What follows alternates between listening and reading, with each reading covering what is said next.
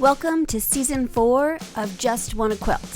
I'm your host, Elizabeth Townsend Guard, and I am super psyched to be talking to all kinds of people about quilting and copyright, entrepreneurship, all kinds of things. And now our theme.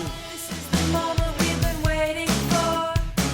No hesitation, oh, we're at the door. We can feel it, we're not stopping now. We were lost, but we finally found it. So today we talked to Stacy Harding. She's part of the Quilting Army, and she's been a guest before. The last time her episode got an explicit warning, I'm not sure why, but she was very good this time, and that did not occur. We talk about quilting and COVID and sort of getting our groove back now that we've been vaccinated, and a little bit about medallion quilts too. We're starting a new project, and we talk a little bit about that. There you are. Hello, how are you? I'm good. How are you doing? I'm doing really good. Yeah? Awesome. Well, this is the fourth season of Just Wanna Quilt, and I figured we'd just check in with people. We're doing like 15 to 20 minute just quick hellos to sort of catch up and see how everyone's doing, just a few of you. And I just thought it'd be fun to do that. So now we are doing TikTok. My life is ridiculous. So the first thing we're going to do, because we need something to add to advertise on TikTok your video, your audio, your podcast, is do you have something in your vicinity that is something you totally love, or something you've made, or a tool that you like, or anything weird that you think is cool? Okay, I like to share this when I'm in my office, because I'm still in my office. It's my home office, but my office. I've been in the working field, where the office, whatever, working for 21 years now, and this has been on every desk of mine since. Let me see if you can see it. Why I work a short essay. I like food. The end. That's really nice. I like that. That's very nice. I didn't make it. It's not quilt related, but I love that thing. I love that. That's really great. All right, cool. So we're going to officially start. So tell me, I know the answer to this, but tell me your name and where you're calling from. Stacy Harding, and I'm from Swan, Iowa, which is southeast of Des Moines, Iowa. Southeast. That's very cool. Yeah, we're starting to think about maybe doing an adventure to Iowa and Nebraska this fall, but we haven't sort of planned it yet. So, so we're There's a whole group of us here that would love to host you if you wanted to come to Iowa. I think that would be really fun. Seriously, let's talk more about that. Okay, so tell me, and Iowa is such a huge quilting world, right? It's so huge. It's crazy. It really is. Yeah. Don't you have a month-long hot shop hop happening? It used to be a month long. With the COVID pandemic, last year they extended it, and now I think every year they may, but it's 2 months long now. So from beginning of June to the end of July. That's so insane. And you have to, the book, even if you don't do the shop hop, you get the book, and it's a directory of every single shop in the state. And it's broken up by sections and everything. I haven't got my book yet, but it's quite a community of quilters in the state of Iowa. Really remarkable. Yeah. I think I wrote a little article for them year before last. I don't know. At some point they asked. So yeah, a crazy amount. So I can't wait. I've never been to Iowa, so I really, really want to come and experience all that is quilting there, and even if it's a few days of experience. So. Yeah. All right, so we're on our fourth season, which is totally insane because this was supposed to be a research podcast that I thought would last a couple of months. Now we're on our fourth year. Our fourth year of this project. It's totally insane. That's lovely. I love it, and I'm happy for you. I'm proud that you're keeping it going. I feel honored that I think I've been following you from almost the very beginning, and I think so too. I love it. I love what you're doing. I love the podcast, and all of the activity that you have on Facebook, and the subgroups that you have, that have spawned from that, are their own little communities, and we do activities. I really look forward to, I don't follow much anymore because I I got a new job. Like I said, I work at the office and, an office job, but I don't follow very much right now on social media, but I follow you. Oh, that's really nice. So what I thought with these is I wanted to catch up with people, and because it's been such a weird year, but also I started to think like there are like 300 interviews on Just Wanna Quilt. And so if you happen upon this now, like how do we understand like what this is? And how do we help others feel like not intimidated or weirded out that we're some weird group? Like everybody's welcome, and like you just jump in. It's not a big deal. But do you have any advice for those that are somehow just happening on the podcast? My experience has been, because there's been periods of time where I didn't catch a lot of them. There's no start or stopping point, I feel like that. So if you're interested in, it's really if you're interested in quilting or sewing in any way, and learning about things, or learning about people, or learning about individual experiences in life and sewing. Yeah. Literally just listen to one podcast and you'll be hooked. I think, I think they're all very interesting. And, while you're listening to one podcast, my advice would be listen to one, see how you like it. But while you're doing that, look through the descriptions of all of them, because there might be some topics that you're particularly interested in that you'd be surprised have been discussed on there. I never thought that I would be interested to learn all of the intricacies of the thread industry, but that was probably one of my favorite ones that you did. Right. It was fascinating to hear the inside information to that, but it's also learning. I learned about the thread and the how it's made and how it's sourced, Egyptian cotton and all of that. It's just, it's entertaining, it's fascinating, and you learn something too. So interesting. It's funny, when we started this, there was an interview with a very famous quilting couple, which it never aired because I was new at all of it and it was really long and the sound wasn't great. But then after that, I was interviewing one of my kids' friends who the mom also sewed. And it was just as mesmerizing at the 3-hour one I just did with the famous people. And that's kind of how it all started in some way, because it was like, it was fun to hear from regular quilters and not just, and so I would encourage people to listen to those too, because you just never know. And even with the famous quilters, you never know what people are going to talk about. Like Mary Ann Fons didn't really end up talking about quilting, at least on the first one that she did with us. She was really talking about her kids in an interesting way. So you just never really know what people are going to talk about, I think. Yeah. Right? I feel the same way. Every time I go into it, I feel like I'm stepping into a quilt retreat with some ladies that I don't know. So I know they're interested in quilting. That's why they're here. That's why we're talking about it. But I'm also interested in them as a person and their life. And you don't always talk about quilting at quilt retreat. You talk about your kids and your family and your job. What did you do when you were 17 and that kind of thing. And I think that's also kind of the spirit of your podcast. Yeah, it's interesting. And then the Quilting Army, which is my favorite part. So the Quilting Army is just sort of grown up into this weird thing where we're all individuals and we all kind of come together, and sometimes we meet and sometimes we don't, and there's not a lot of structure. That would be like the thing, there's no committees or like any kind of, but I think that's really become really great. And when I was writing the books, that I could just throw out questions, and then those questions the answers would be in the book. That I felt like there's a community of conversation happening that's really cool too. I really appreciate that as well, for sure. The community on that group. I have joined and left many groups of quilting groups, because there are a lot of catty people out in the world, just in general. But I have not once ever experienced that in this group, because it's people who really just want to quilt and they want to learn about the quilting industry. It really is. They're not there. People aren't there to,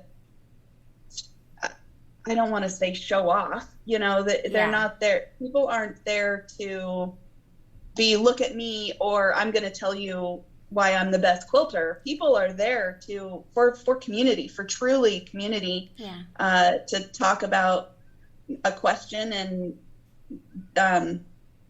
I just really, really, really like that aspect of the group. Yeah. Which is why I continue to follow you. Yeah. No, I think it's really great. And we really are trying to make it into, I don't know. I just think I find it very meaningful and supportive. And we have had some weird controversies this year where, things happen. And I think the group is our one rule is kindness. And kindness is a hard thing for some people to understand. And sometimes you say words that you don't think are unkind, but are actually. And I thought the group really weathered the storm really well especially with all the Black Lives Matter stuff. And I do a lot of my kid is transgender, so I do a lot of transgender stuff as well. We bring that up sometimes. Anything. I mean, we're really not afraid of controversy. But sometimes people don't really know who we are. And sometimes they're like, what does this have to do with quilting? And it's like, everything has to do with quilting, like in our world, So it's interesting to see. I guess that's true. I do recall people getting a little like, what? Why is this on here? This doesn't have to do with quilting. But you answered it so well. I equate it to we're at Quilt Retreat and we have all types of people who quilt. Right. That's why we're here. But that's not all that we're going to talk about because life goes on, but there's more to life than quilting. So, yeah, that's interesting. Yeah, it's funny. The things that really got people upset, strangely, this year, well, there were two things. One was a very racist quilt in Australia. That was weird. And that got really out of hand because people were somehow protecting the quilter that had created this racist quilt, which the whole thing got weird, but we handled it. And the other thing was really weird was during the election, all of those songs that the Trump campaign kept using songs that illegally that they weren't allowed to use of musicians, and people didn't really understand why that was on there. And it was, because what happens in other parts of copyright law is going to affect how we interact and what we can do as well. So it was really interesting that they thought we were being political, and it wasn't political at all. It was really more that this is really important for us to follow because it will impact copyright on the whole of how these cases and how these things get decided, right?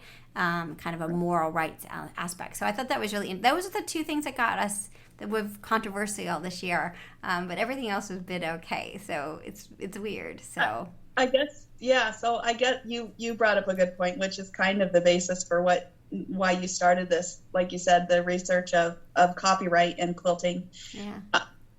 Like I said, I've been following you from the beginning. I guess I forget that's I like that part of it. Yeah. You're right. It's quilting and copyright. And so, here we are. If anything goes with a quilter, especially copyright stuff. So I remember that conversation as well about the music. And I guess I forgot that the controversy, it didn't register in my brain as political because I knew it was about copyright. So I guess I didn't think about people. Yeah, it's interesting. And I think that's okay. But I like the fact that the copyright kind of disappears because that's what should happen, right? It should just be part of the conversation, not and we must talk about copyright. It's just copyright is part of any artist's work and any kind of crafting because we have to understand sort of the rules of the road kind of thing. So, all right, let's talk a little bit about you. So we've talked about the podcast. That's totally great. How are you doing? How was your year? How's your quilting? Tell us a little bit more. Catch us up on what's going on with you. Well, I guess I probably had a rough year just like everybody else. I mean, I wouldn't say I had a particularly, worse time than anybody else, but I had a really rough patch. I think you and we chatted a little on a post or something, but I consider myself a completely obsessed quilter. I mean, obsessed of every aspect of my life, as most of us are. And I don't think I quilted or even went to my quilt room for 6 months. And there was a period there, you know, with the pandemic, I got a new job. Obviously, we all started working from home if we're in the office. In that time, I got a brand new job, and this brand new job was a lot of hours. So that was pretty wearing me down. And it was winter, and it was pandemic, and it was, you know, I hadn't seen people like other than my husband and my sister for ever. And I was pretty down. I was actually a little worried about myself. I mean, I had the urge to quilt, but then I would think, and I'd be like, nope, I'm just gonna lay on the couch. And I think it was 6 months I didn't even do anything. And I even talked to my doctor about it. You know, I said, I think maybe we should talk about something, but we were sorry. My cat. Yes. He got in our way.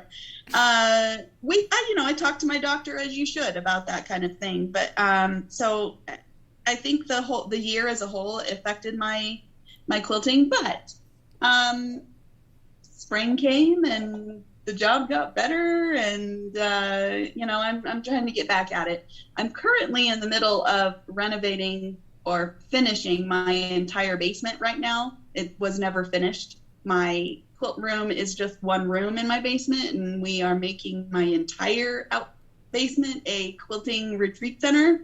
Really? Personal retreat center. Really? Yeah, it's going to be awesome. That is so awesome. Yeah, when will that be done? We totally want to. I want to come play. That sounds awesome. You do. Yeah, you remember my quilt room. I totally do. It was like it's better than most stores in the world, right? I bought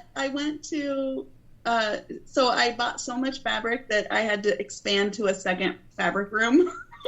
I adore you. So now it's the whole basement. My point is, yes. I haven't quilted much, but it's not because I don't have the desire anymore. It's really just because I'm kind of gung-ho on getting the construction of my area done. Yeah. You make me feel a lot better. I feel like I had similar experiences where I feel like the studio was ready, and I just didn't have the will to go quilt. Like, it was bizarre. You think if you're stuck in your house, and work is so overwhelming, and it was constant, and there was, like, we're always on Zoom. You think that, like, you'd go and want to go quilting. And I just didn't want to. It was really, we're writing this book about medallions, that when we had to write the book about medallions and I was starting to make medallion quilts for the book, I was like, oh, I forgot. This is kind of fun. You know, and I don't know, we had put in new lights in the studio, which was awesome, and it still didn't feel like, I don't know, I felt like, I was kind of like, oh, you froze. Can you hear me? Yeah. Okay, so, and I felt like, I don't know about you, but I feel like I've invested a lot into the quilting studio. I have a lot of toys, and I didn't want to play with any of them. And I'm like, am I supposed to just get rid of them? Will this come back? Like, what are, and slowly but surely, again, like you, spring came, and I started to quilt a little bit more and not put pressure on myself to quilt, but just find the joy again, just a little bit. Like, there is joy. We liked it. There was a reason we bought all those toys, and we just got to sort of give ourselves a little break, I guess. I don't know. Yeah, everything you just said, 100% is exactly it. Yeah, I think we all just kind of felt a unified or worldwide sadness for a while, and it was weird right? Never felt a break. Yeah, it was very weird because I couldn't really contribute it to one thing, or I didn't even really feel like it was because of the pandemic or being in my house, because frankly, I kind of like being at my house a little bit. But I don't know. Some people were super productive, like they were crazy, and I thought I would too. I thought I'm going to be home, like I'm going to be stuck in my house. I'm going to quilt so much, but I didn't. It was weird.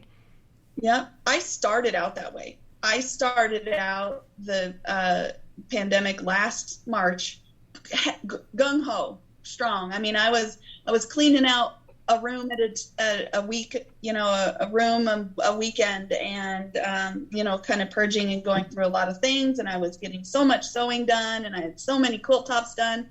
I don't know, something just changed. Yeah.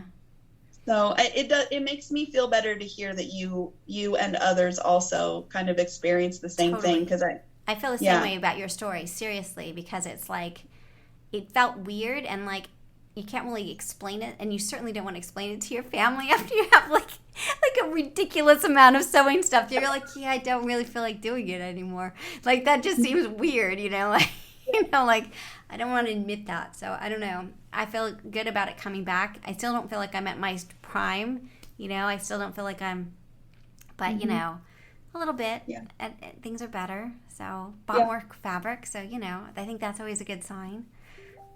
Yeah. So. I don't do well with quilting deadlines or, like to-dos, like I have to have this thing done by X date. Yeah. But one of them actually kind of pushed me into getting off my butt and doing it. I had a quilt top done for my niece like a year ago, but she is finally coming through Iowa in June and I needed to get it quilted. And so I was like, okay, fine. And I got it loaded and then I got it quilted in like a day because it was so much fun. So right. I'm very, I'm glad so sometimes deadlines are good. Yeah. Turning on the machine and just making yourself turn on the machine, you can quickly, you kind of remember why you loved the noise and the process and all of that. I felt like the long arm sat for, I did the long arm every night. I did a little bit of sewing every night, and for 3 years, like I sewed every night, and then I forgot like why it was so joyful. It was weird, Maybe it was a little bit of burnout too. Yeah. Maybe we all just kind of needed a break too, because I kind of feel the same way. Like I said, I do still consider myself an obsessed quilter, but for a while there, my husband said that I was teaching so many people how to quilt and creating quilting friends that he said I collected quilters like a cult leader. So, I like that. Yeah. Maybe it was a little bit of burnout there too, but I'm glad that we're finally getting over that hump a little. I agree. Back at it. I totally agree. I like that. Well, this is good. This is really good. So it's exciting to get the podcast up and running again for season 4. Season 3 was weird because we started it, and then within the first month we were in COVID, and then we just did all these interviews, and then it was like I was just done, like 65 interviews of COVID, and it was like I can't do it. And then I didn't want to quilt either, so it was just, and like it seemed so trivial to be talking about quilting when all of this was happening. Like it all was like too much. The world was, I don't know, it was weird. So it's nice. Yeah. A little bit of light. It's nice. A little bit of light is good, So, all right. Well, I think the next step for us is planning. So you'll have to help me plan this adventure, because I think it would be really fun. I think that we could sort of, I'm going to be in Chicago in beginning of September, and dropping the kid off at college, and I'm going to be very, very sad. So I'm going to need to have super distraction before I head back to New Orleans, because I don't know if I can just drop her off and come back. That just seems really, really hard. So, but I think it'd be fun. I think it'd be really fun. So, a lot of fun. I can't wait to hear about more about how your medallion quilt book goes. Yes, and I would love for you to play. So we have 2 different projects, and we're going to ask people to start making stuff for that. One is the Martha Washington quilt, which we're totally excited about, of sort of you making your own version of this particular pattern, and we'll put that out. And then the Orphan Work Block Party, which is taking something that you didn't finish and make it into a medallion quilt. And so, that's interesting. Yeah, because you only need one for the center. You know what I mean? Like if you only made, or if you made 4 of them, you could put it in the center and then just put a bunch of, So. Well, okay. So I know Shelley Weeks and I both commented on that post for that, because we're on the medallion quilt. Somebody posted about medallion quilts. I want to hear about it, your experience of what you've done. Yeah. Our group, our local quilting group, not our guild or anything, but our little group of 9 ladies, we got together and we did a medallion. We called it a round robin. Did you hear about this? No, tell me more about it. Tell me more. Okay, so Teresa McFarlane is also a member of ours. Totally. The 3 of you are right. Yes, right. Yep.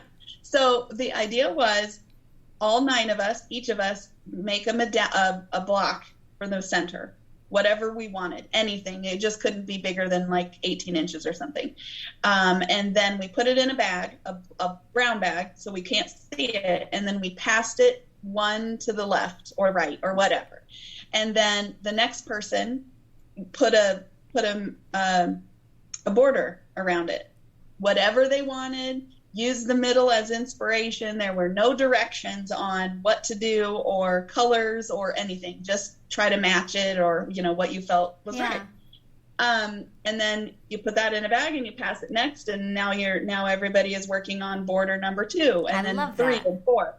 And so we all at the end we secretly peeked to the progress of everybody else's, but we didn't see ours until the very end. Wow, that's really cool. We thought we had the center medallion and then 9 borders, which some of them, we talked about, some of them could be super intricately pieced, or some of them could just be a solid border, because sometimes you need a break in between piece and everything. Right.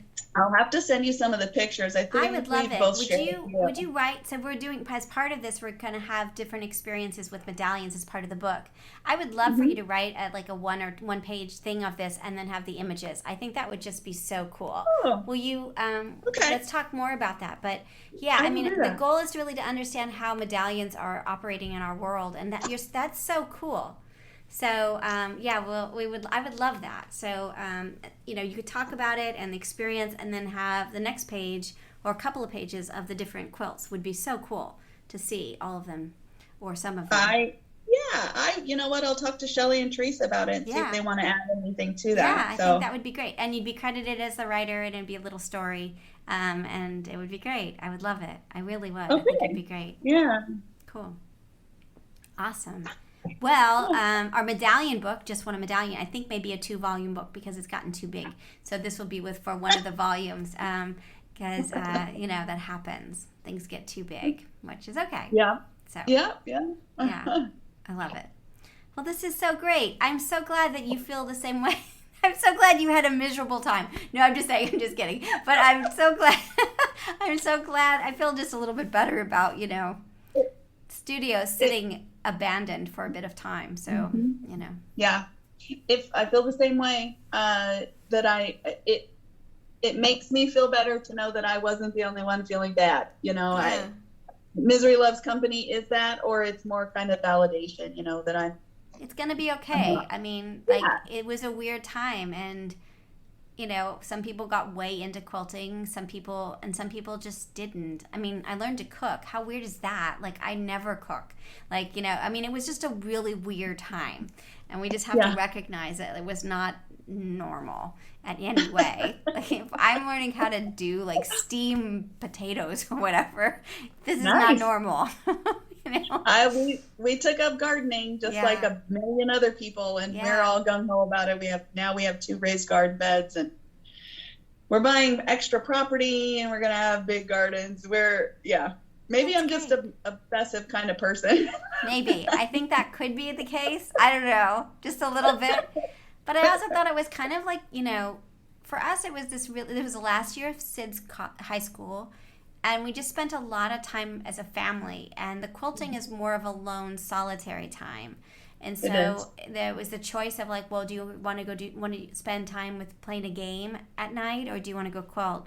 And so I think that was also sort of the shift in what we were doing as a family. We weren't that people weren't off on their own. It was like a together time. I really liked that about the year too. I'm glad that the year ended. The year was the year it was for you, being your daughter's last year of high school and everything. My son's been out of the house for a few years, so it was just me and my husband. So see, but that's interesting too, right? Yeah. The world went away. Though, it did. It really did. But we've played more Yahtzee than ever before. So yes, that's good. Awesome. Yeah, it's all good. Well, fabulous. Thank you again for chatting. Hold on. You're cool with me posting this. This is all fine. Yeah. Absolutely. Okay. Yeah. Awesome. Hold on just a second. So you've been listening to Just Wanna Quilt. I'm Elizabeth. I'm a law professor at Tulane University Law School, and we are just excited to be back and to be talking about quilting. Come join us on our Facebook group, on Instagram. We're on TikTok. Come play with us on TikTok. And I don't know, just enjoy the moment. At least a little bit. We're quilting just a little bit more right now. That's it. I hope you get a chance to quilt today, and thank you so much for listening.